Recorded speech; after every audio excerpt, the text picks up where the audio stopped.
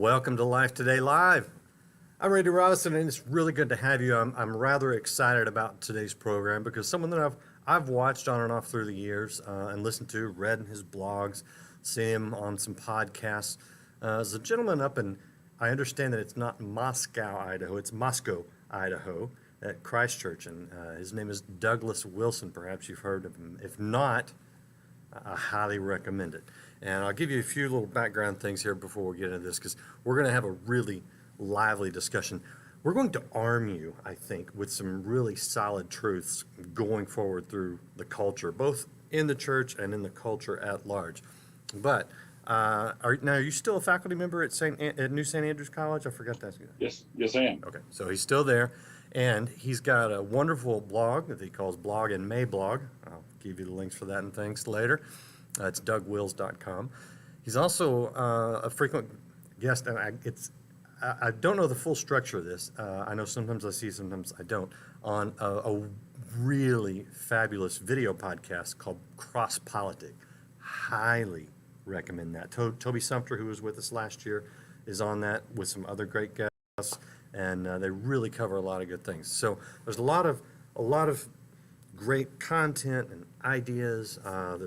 I'll show you Doug Wilson's book, and I think you can sum it all up with the title of a event that he has in Rapid City, South Dakota, here at the end of April this year, April 29th through May 1st, and it's called Love God, Sing Psalms, Defy Tyrants. That kind of sums up a lot of what you're going to get today. Doug Wilson, thrilled to have you with us. Great to be with you. Thank you for the invite. So many places to start, but I really want to hit something that I read recently on your blog and May blog. You really covered very well, and that's this idea of free speech, which we all say we like, but we all seem to not like when we cease to like the speech. Right. Let's get into some of the nitty-gritty.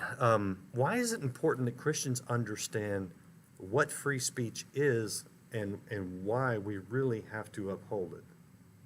Right. Well, one of the things you have to recognize is that I support free speech as long as I agree with it.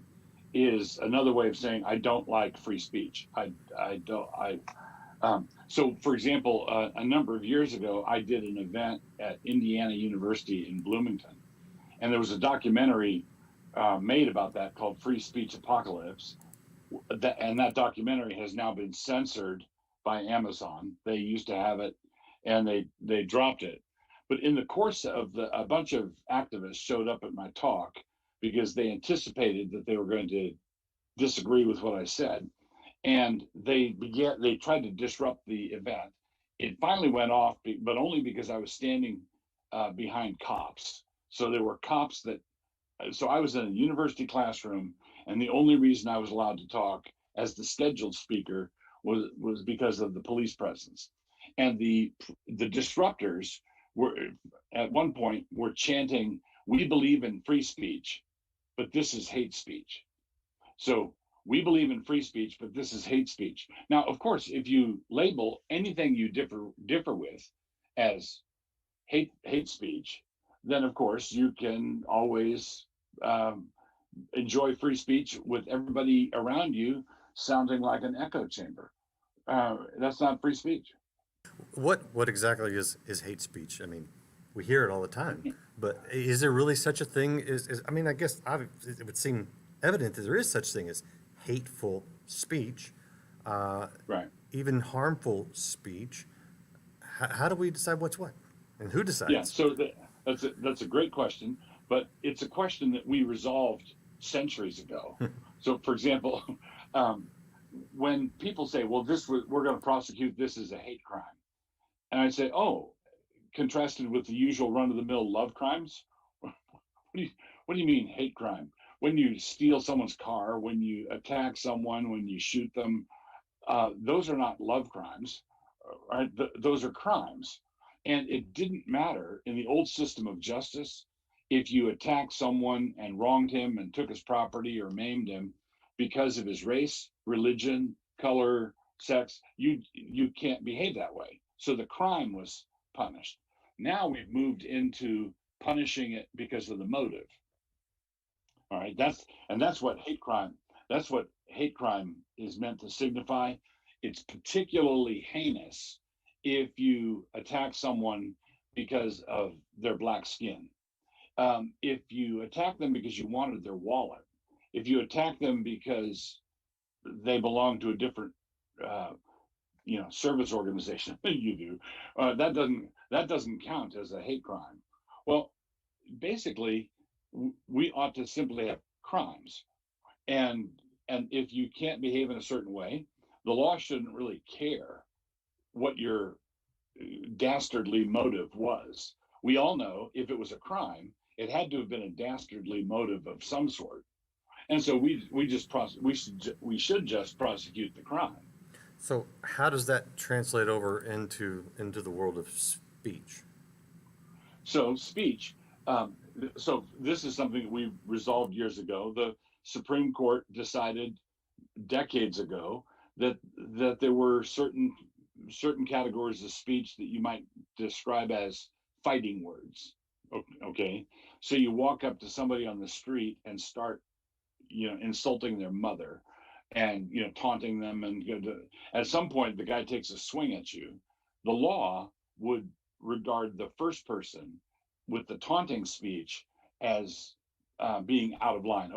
It was his words were a performative act, right? So he was the one who started the fight. He was the one who picked the fight. But we've had that category for years and years, right? So if someone walks up to someone and starts calling them all sorts of racial epithets, we should we should deal with that, and he bears responsibility for the fight that ensues. But we don't need any newfangled category for that. So we've always recognized that free speech is not an absolute. So you can't yell fire in a crowded theater. You can't walk up to someone and start insulting their mother and be free from repercussions. So we've always had those sorts of limitations. But in the Christian tradition, there was a balance between form and freedom. What we wanted to do is balance form and freedom and not have one of them devour the other. If form devours freedom, you have tyranny. If freedom devours form, you have anarchy, which is simply another type of tyranny. A lot of these are covered on the blog. I want to show you that blog if I can real quick. His blog and Mablog, which is a great title, by the way, at dougwils.com, short for Douglas Wilson, so DOUGWILS.com. Fabulous blog. The way you end this thing is to say something that I think is very, somewhat thought provoking. I literally read it and went, okay. So I'm glad to have you here to defend Right. your conclusion, and not to say I disagree with it. I actually do. I think it's very enlightening, and that is that you say that free speech is gospel fruit, and Jesus is Lord of it, and that puts it in a whole different cat. It's no longer this political thing to the Christian. If Jesus is the Right. Lord and free speech and it's gospel fruit, explain what you mean by that. Right. So let's say I go into the synagogue, as the Apostle Paul does, to reason with the Jews there about whether Jesus is the Messiah. Or let's say I'm in a discussion with a Muslim about whether Jesus was simply a prophet or if he was the Son of God. Or let's say I'm talking to an atheist. And then I lay out my case, and then he wants to ask me questions or he wants to lay out his case. When I say, yes, I want to hear everything you have to say, I want him to say his piece because Jesus wants me to. Jesus wants me to hear him out. Jesus wants me to listen to him courteously. Jesus is the Lord of it. So he's not able to say his piece and I'm able to say mine because of the great God of neutrality in the sky. There is no God neutrality. No, there's no such thing, right? And we are now living in a secular time that is morphed from post-Christian to anti-Christian. And we're now seeing that secularism does not contain within it the preconditions that will allow anyone to say their piece. If we are the end product of so many millions of years of evolution, if we are just so much meat, bones, and protoplasm, then we are not the bearer of rights. So the Declaration says that we're endowed by our Creator with certain inalienable rights. I say in the blog piece, I say in short form, you have to realize this: Darwin hates you. Yeah, that's in my notes. Because if we are endowed by if our rights come from a creator and there is no creator, then there are no rights, is basically your argument. Right, Yeah. right, exactly. And so consequently, that means when I listen to a non-believer and I listen to him courteously, I'm doing that as a Christian who's following orders from the Lord Jesus. The Lord Jesus told me to behave that way. So I'm not allowed, as I'm a Christian, that means I'm not allowed to go to someone else's event and try to shout them down. That's because free speech is a Christian value. It was invented by Christians. It grew in Christian soil. It developed in a Christian context. It began as early as Lactantius, who was an early church father, who was the tutor of Constantine's kids. He argued for a system of principled religious toleration. And I am adamantly in favor of religious liberty and religious toleration, but only because Jesus is Lord.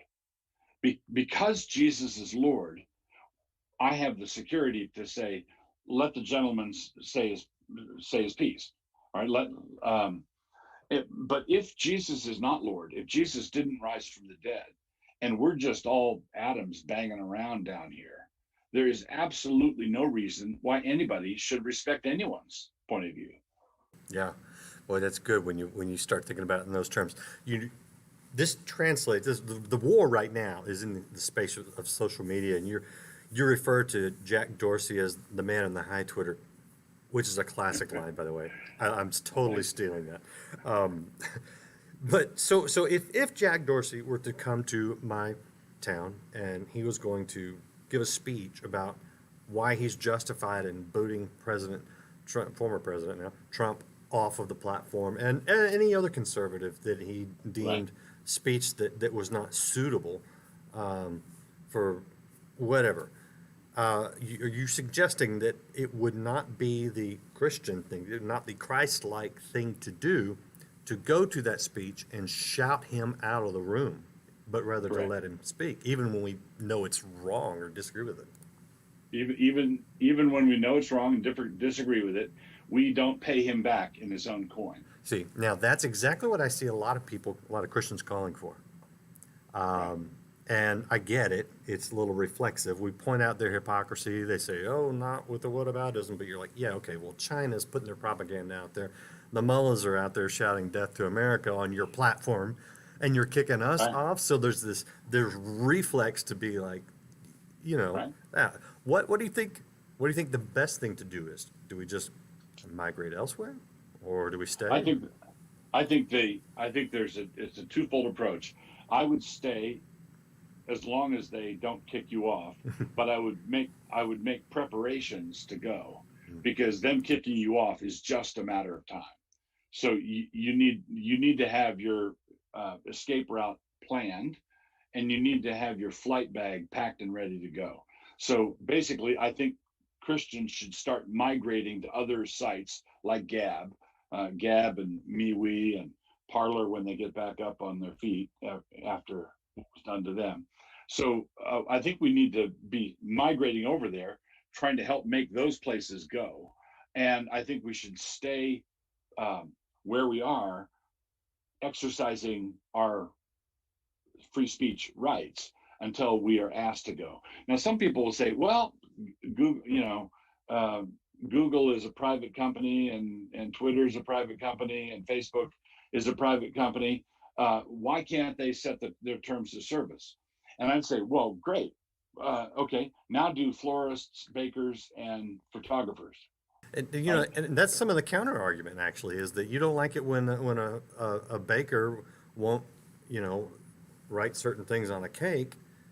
you want to defend his right, but you now suddenly you're all upset with, Facebook for censoring Yeah. conservatives. Yeah. And so, but this is the key thing. And in the blog post you're referencing, I talk about Section 230 in IRS code. And that is, my blog is a publication. I'm a publisher. And that means that if somebody gets libeled or slandered, or if I conduct some criminal activity, as the publisher, I'm responsible for it. Okay. And that's as it should be. So if the New York Times publishes a slanderous piece, they can get sued. If I publish a slanderous piece, I can get sued. And that's the way it ought to be. Well, uh, Facebook and Twitter, these places are not publishers because of Section 230 says basically they're public forums. That means if somebody posts a YouTube clip that has some slanderous material in it, Google can't be sued because of what this guy said in the public forum because of Section 230. But what big tech is wanting is they want the prerogatives of a public forum, and they want the prerogatives of a publisher. They want to be able to kick anybody off that they want because they're a publisher. Responsibility that a publisher has, and that's not something that's operative with bakers and photographers and florists. They're just simply private businesses. Yeah. So it seems. And Go ahead. there's another difference too. Um, when I post something on Facebook that gets kicked off, they're kicking me off because I did that in their space.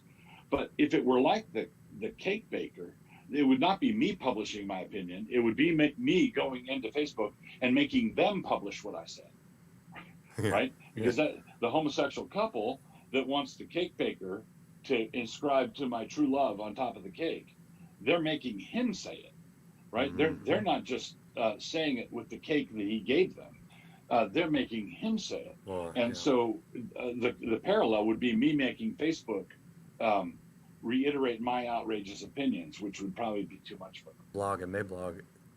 And you say that if this is great, I just had to just copy paste this one, right?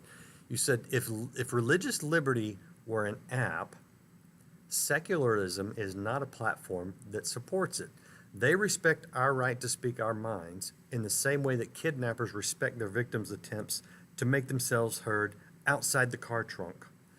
And it does feel, it's good, it's good. It does feel like they're just saying, yeah, do what you want, but get in the trunk.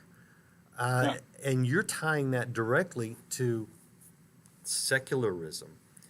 How do we combat that in a culture that is more, it seems like secularism is growing, and Secularism. There's another section in this where I say that. So this is a very simplistic timeline, but let's say that we had a Christian social order in the medieval and Reformation period. We had a Christian social order. Then, with the advent of the Enlightenment, we had what I was calling the post-Christian social order. And now we are moving into the anti-Christian social order. All right, so Christian social order, post-Christian social order, and the anti-Christian social order. Now, secularists in the post-Christian social order would stand up for freedoms like free assembly and free speech and so forth. And I quote Voltaire, who was behind the famous saying, "I may not agree with what you say, but I'll defend to the death your right to say it." That's post-Christian. A post-Christian freethinker saying something that is actually a Christian value. And I'm maintaining that the only reason that they were able to articulate things like that is the same reason the prodigal son was able to buy beers for all the ladies. He was using his father's money. And when he ran out of his father's money, he's cast on his own resources. And you're looking at what will the secular order give to me, deriving those things that they will grant me from their own premises. What will they give me? And the answer is zip, zilch, nada. well, filth and a pig pen, if you really want to put something to it. Yeah, Exactly. it does feel like that. So in response, and for those of you who may jumped in here late, we're talking to Pastor Douglas Wilson from Christ Church in Moscow, Idaho. And this is his website, Blog and Mablog. You can check that out at dougwills.com. And you've got an event. I touched on this at the beginning, coming up in a few months here at the end of April, and people can check that out online as well, get the information on it. But it's called "Love God, Sing Psalms, Defy Tyrants," and I love that. But I think it also really sums up a lot of what you right now, what I hear you saying on Cross Politic and in your blogs, and others at your church. There is a defiance that is needed at the same time clinging to the gospel. And that can be real tricky for a lot of people because we don't know how to strike that Yeah. right balance. What do you see? Yeah, I think that's exactly right. I think that when there's a point where you take ordinary people and you torment them to the point where they're beyond exasperation, and you get the Capitol riot, right? So what happens is you just provoke people until they see red, and then they do stupid things, and the stupid things they do set their own cause back. Okay, so basically there is I'm fighting mad, but I'm not going to do it intelligently, and then since I'm not fighting mad, I'm simply going to acquiesce. And there's a third way. In other words, you don't have to. We have to learn how to resist tyranny like Christian vertebrates, and that's not the same thing as resisting tyranny with our hair on fire. That's that. But neither is it quietly going along with whatever the tyrants say. So if they say, okay, and now the way we're going to prevent COVID is by having everybody wear a little propeller hat, and if you keep the propeller going, it's going to blow the virus away from your mouth. I think that It feels like we're almost there now that they're telling us we have to wear two masks instead of one. right. Well, you're going to say, don't stop, don't give them ideas. Uh, you So know, you, I propose, you and I propose for Dr. Fauci and all those that are spouting off some other things. I think the safest thing for them to do would be to use duct tape. oh, yeah, Yeah. there you go. Okay. Oh, sorry. Back to this concept of being angry but not sinning, which Right. is what I'm kind of hearing. And, Right. and how do we balance that with the scriptures that say all governing authorities are from God? Yeah. Okay. So in 1 Peter 2 and Romans 13, famously, people go to Romans 13. Um, Paul says no authority exists except what is established by God. The Apostle Peter told us to be in submission to the governing authorities as well. Peter, who told us to be in submission to the government authorities, broke out of jail in the book of Acts and disappeared from the book of Acts a wanted man. All right. That's true. We don't talk about that. We don't talk about that. And on top of that, some of the guards who let him get away were executed. Right. So Peter escapes. The Apostle Paul, who told us to be submissive to the governing authorities, he tells us how he was lowered from the city walls of Damascus in a basket because he was running a roadblock.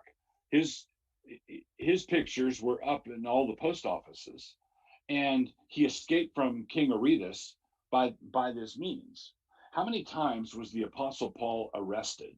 How many times was he flogged by the authorities? And I want to say to the Casper Milquetoast Christians who say Romans 13, Romans 13, Romans 13, I want to say to them, when you have been beaten by the authorities as many times as the Apostle Paul was, then come and talk to me about submitting to the authorities. Because I don't think you've got how many times was he imprisoned?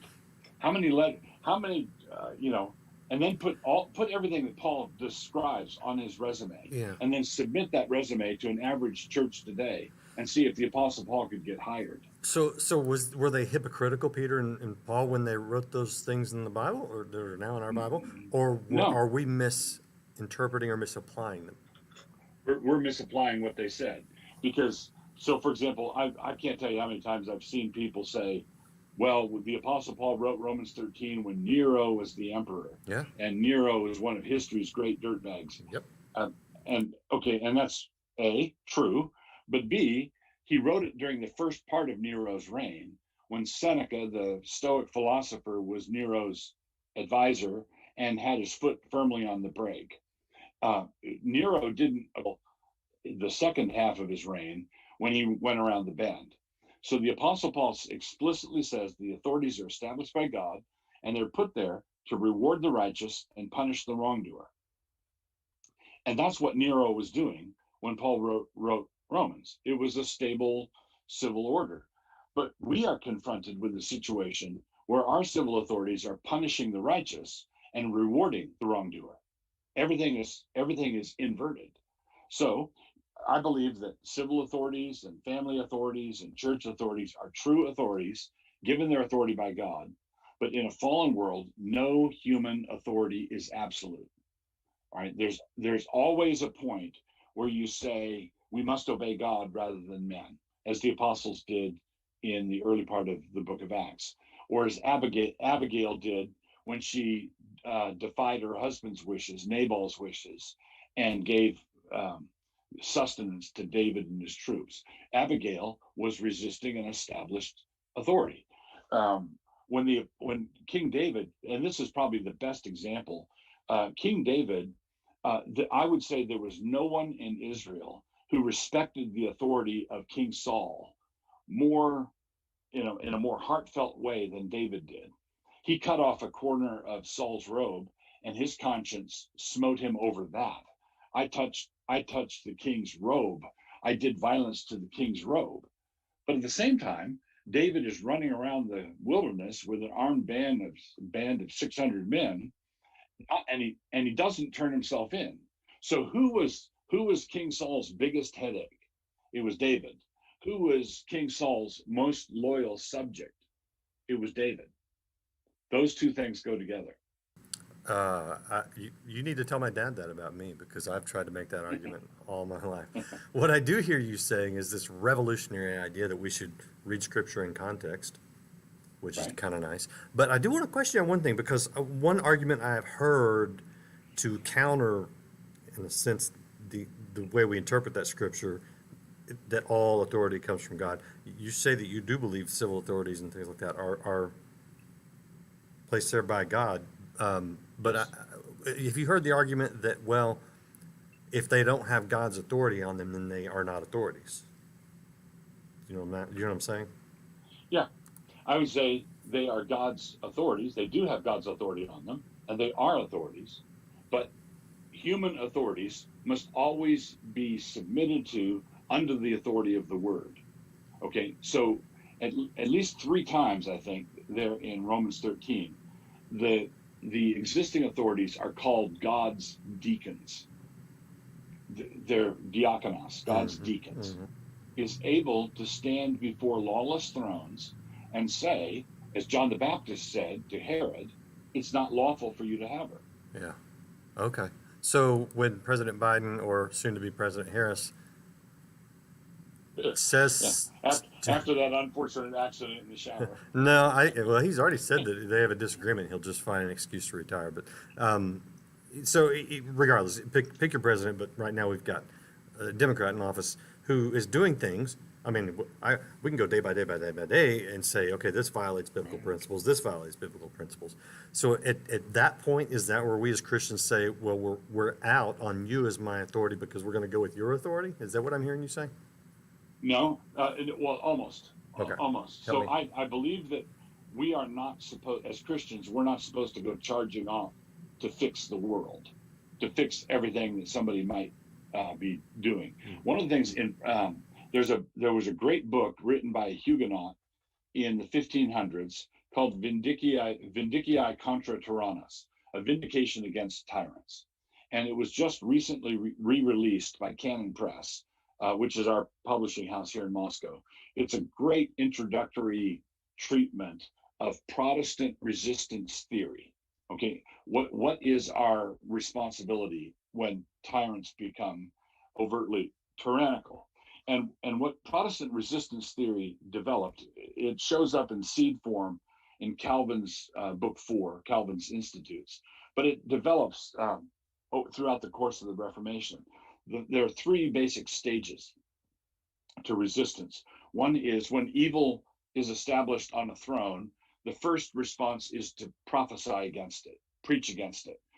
That's the church in its prophetic phase.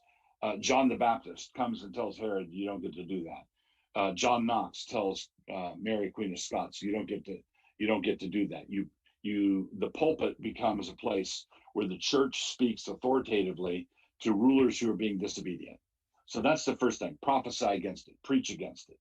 The second stage is flee. So Jesus says, when you're persecuted in one city, flee to the next. When you see Jerusalem surrounded by armies, head for the hills. All right. So relocating, becoming a participant in a refugee column is part of Protestant resistance theory. And there's currently, just interestingly, there is a huge reshuffle going on currently in the United States. We're seeing it here in Moscow, where refugees from deep blue states are showing up on a weekly basis. We need to get somewhere where too. Our people, Texas too. Yeah, we're seeing it. So you can see, if you want to rent a U-Haul in Portland to go to Boise, it's going to cost you $900. If you want to go from Boise to Portland, it's going to be $90. It's 10 times the amount. Wow. Because Seattle is emptying out, Portland is emptying out. So that's a lot of American Christians are currently resisting tyranny by that means. They're relocating. Yeah. But one thing you want to be careful of there is you don't want Californians to go to Texas and then vote like California, which is what they're doing. Right. Yeah. So you don't trap California in. Right. A lot of Californians are coming here to Idaho, and they're most welcome as long as they don't trap California in. Don't make your state a hellhole and then come here and make ours one. But that's number 2, is flee. And then the third stage of Protestant resistance theory was the taking up of defensive arms. It's never appropriate in Protestant resistance theory. It's never appropriate to try to overthrow the rulers. You're not trying to replace them. You're not trying to, behead the king. You're not trying to. It's not like the French Revolution. Okay, it's much more like the American War for Independence, where they said, "Look, leave us alone, and then we're going to defend the perimeter. We're going to defend ourselves against you, but we're not going to take the war to you."